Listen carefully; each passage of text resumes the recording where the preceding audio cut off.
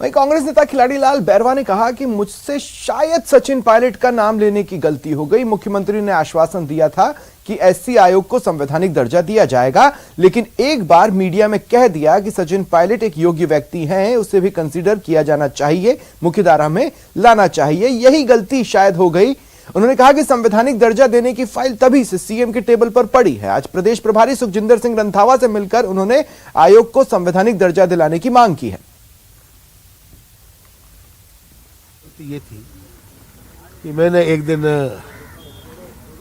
इसी press media को ये कह दिया था कि भाई सचिन पायलट एक अच्छा योग्य व्यक्ति है, अगर उसको भी कंसीडर किया जाए या आने वाले भविष्य में उसको मुख्य धारा में लाया जाए तो कोई बुराई नहीं। जब यात्रा चली थी कन्याकुमारी से तो मैं मध्य प्रदेश भी था, केरल भी था, कर्नाटक भी था, महाराष्ट्र भी था। 2 बार तो मैं पायलट साहब के साथ गया तो भाभी लोग यही कह रहे हैं पायलट को बनाओ, पायलट जिंदाबाद। तो भाई ये सब चीजें तो आलाकमान तय करेगा, ये आलाकमान तय करेगा। समय कभी कम नहीं होता है, जब जागो तभी सवेरा। तो मतलब 2023 में क्या पायलट साहब के नेतृत्व में मैं एक चीज जानता हूँ कि आलाकमान सब नजर रखे हुए है और 2023 में राज कैसे आए इसके लिए पूरी वर्किंग चल रही है। भाजपा के प्रदेश प्रभारी अरुण सिंह ने आज दौसा के मेहंदीपुर बालाजी में न्यूज 18 से खास बातचीत कर कांग्रेस पर हमला बोला। उन्होंने कहा कांग्रेस की सरकार नकल गैंग, पेपर माफियाओं, गैंगस्टर्स के सामने आत्मसमर्पण कर चुकी है और सीएम पूरी तरह लाचार हो चुके हैं। अरुण सिंह हमारे साथ हैं, हम उनसे बात करते हैं। राजस्थान के जो प्रमुख मुद्दे हैं, एक तो जन आक्रोश यात्रा, दूसरा पेपर लीक। सर, सबसे पहले जन आक्रोश यात्रा आपकी निकाल रहे हो, कांग्रेस सरकार, यहाँ तक कि मुख्यमंत्री भी आरोप लगाते हैं कि आपकी जन आक्रोश यात्रा फेल हो चुकी है, उसमें भीड़ नहीं उमड़ रही है। देखिए, यह जन आक्रोश यात्रा जो थी ये जनता के बीच में जाकर के उनसे संवाद करना, उनके मुद्दों को उठाने का था।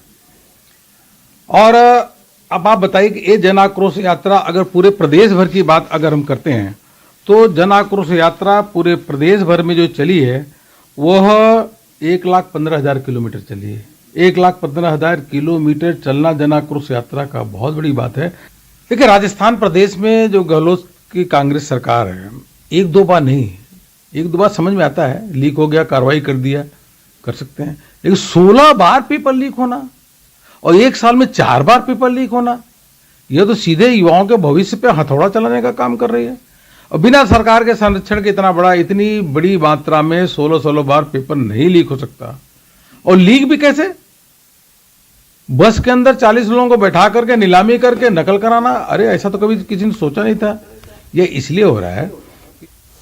पेपर लीक प्रकरण और भ्रष्टाचार को लेकर बीजेपी ने कांग्रेस पर निशाना साधा है। जयपुर में बीजेपी प्रदेश अध्यक्ष सतीश पूनिया और करौली में बीजेपी जन आक्रोश यात्रा के दौरान प्रदेश प्रभारी अरुण सिंह ने कई सवाल दागे।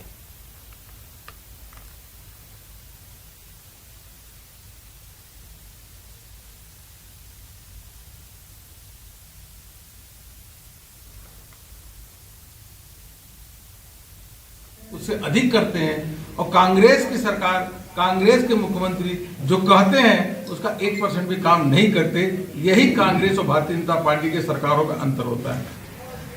कांग्रेस पार्टी के इस 55 वर्षों के शासनकाल को जनता ने 2014 में ठीक तरीके से पहचाना और यही कारण था कि कांग्रेस की भ्रष्ट नीति, अराजकता, जातिवाद, सांप्रदायिकता, छद्म, धर्मनिरपेक्षता, इन सारे मुद्दों पर हिंदुस्तान की जनता ने कांग्रेस को नक्शे से भी नकार दिया और इसमें जो सबसे बड़ा कारण था करप्शन, भ्रष्टाचार।